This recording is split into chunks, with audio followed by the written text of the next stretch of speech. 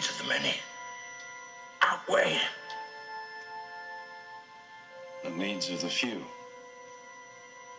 or the one. Welcome to the Imperial Newsstand. I'm Alan Imperial. Welcome to the show. Today, I'm going to be talking about New York Public Schools, why they're staying open, why I think they should close, and who else agrees with me. New York City keeping schools open, defying novel coronavirus trend. The nation's largest public school system is staying open during the coronavirus crisis. New York City's mayor, de Blasio, said Friday, defying mounting pressure to close as he raised concerns about the unintended consequences of leaving more than 1.1 million students with no place to go. Now, why is he keeping it open? He said, many parents want to keep schools open. The Democratic mayor said, depend on it, need it, don't have another option. And that's tragic because what he's really talking about is school food programs.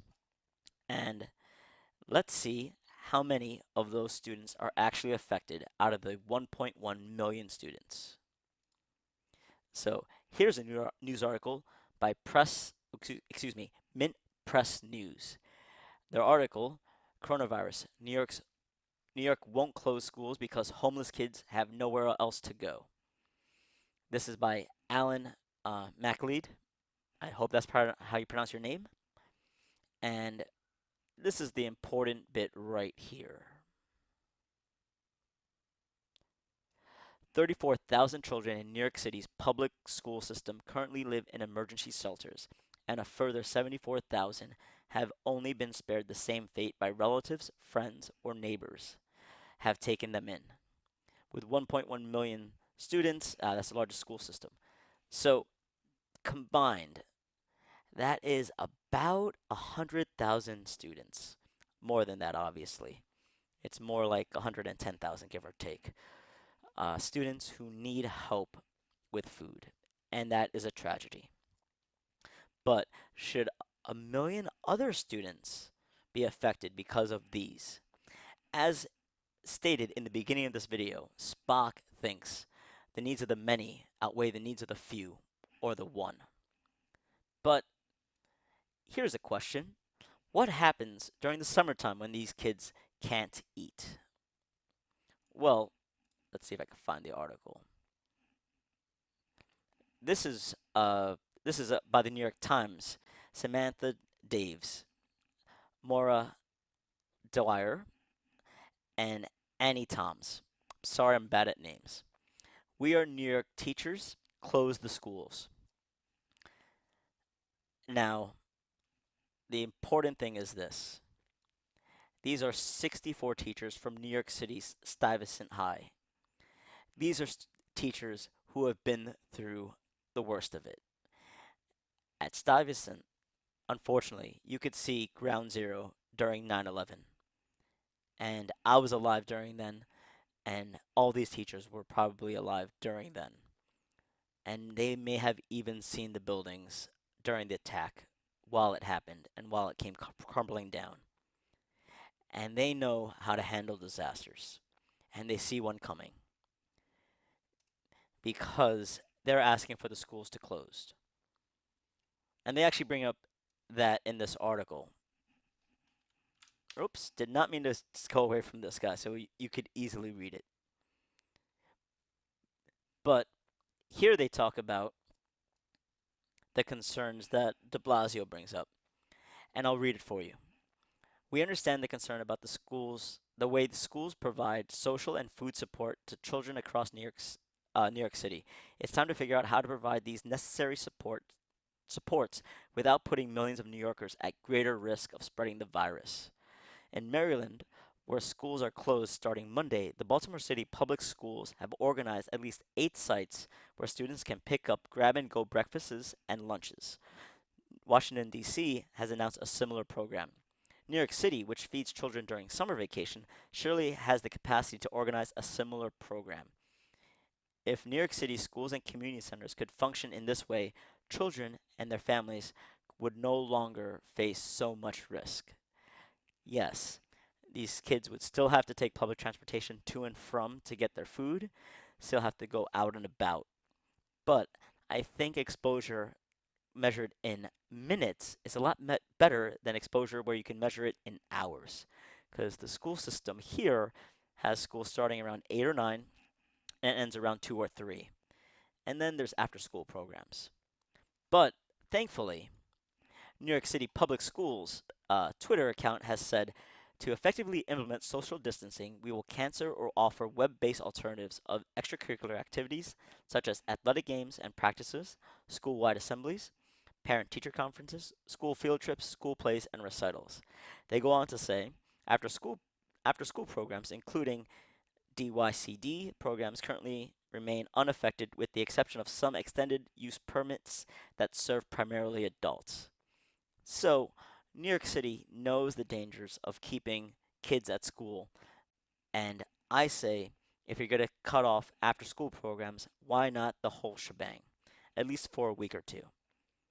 To go back to the original article, somebody that disagrees with me, the Stuyvesant High School teachers are the union people by 1199 SEIU, and that's great. They have a lot of great opinions. However, I don't think the unions are actual experts. I am not an expert. I am no doctor. I am nobody in the medical field. I'm just a New Yorker who thinks the safety of our children is more important than anything else. And this is not my idea alone, because we have this person, Paul Bienze. He wrote a letter with 36 in total PhDs talking about this very issue. Oh no, I don't have it up. Here we go. There we go. Now, first he qualifies his credentials, which you should always do. He says that we are 36 infectious disease scientists at New York City universities and have obviously been following the progression of COVID-19 pandemic very closely.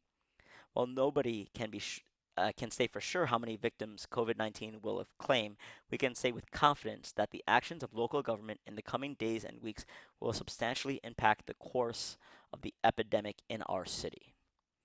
Now, he goes on to have detail, as you can see on the screen, about what COVID 19 is, where it comes from, and the most important part of this letter is it is our view that New York City government should act now. We recommend that social distancing should be actively implemented, not merely recommended. Events with large numbers of people should be prohibited. Perhaps most importantly and controversially, schools should be closed within the next few days.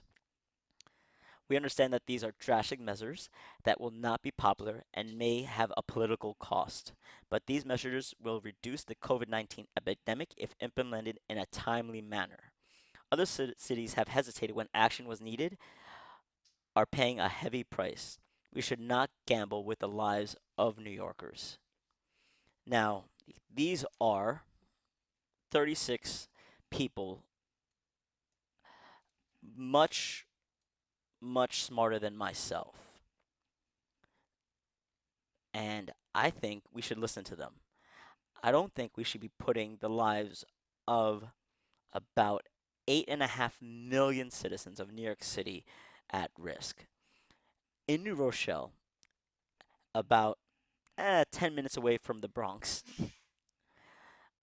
just north of New York City, if you don't know the geography, is already in lockdown. It's a quarantine.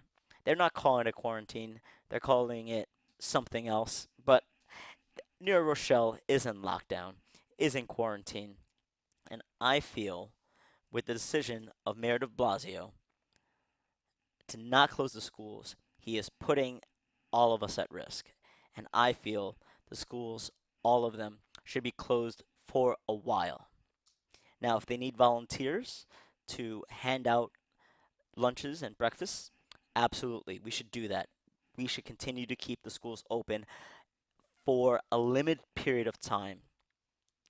As stated by the Stuyvesant High School teachers, Summer school programs are available to help the most vulnerable and the most needy so the kids will not go hungry. That is something we should really think hard about implementing on Monday because this is not something that's going to go away overnight. And unless, of course, we want to have a nationwide quarantine like Italy and Denmark, maybe we should be doing something about it now and not later.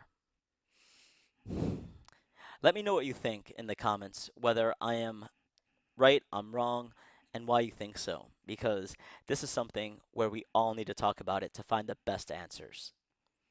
I'm Alan Imperial. Thanks for watching.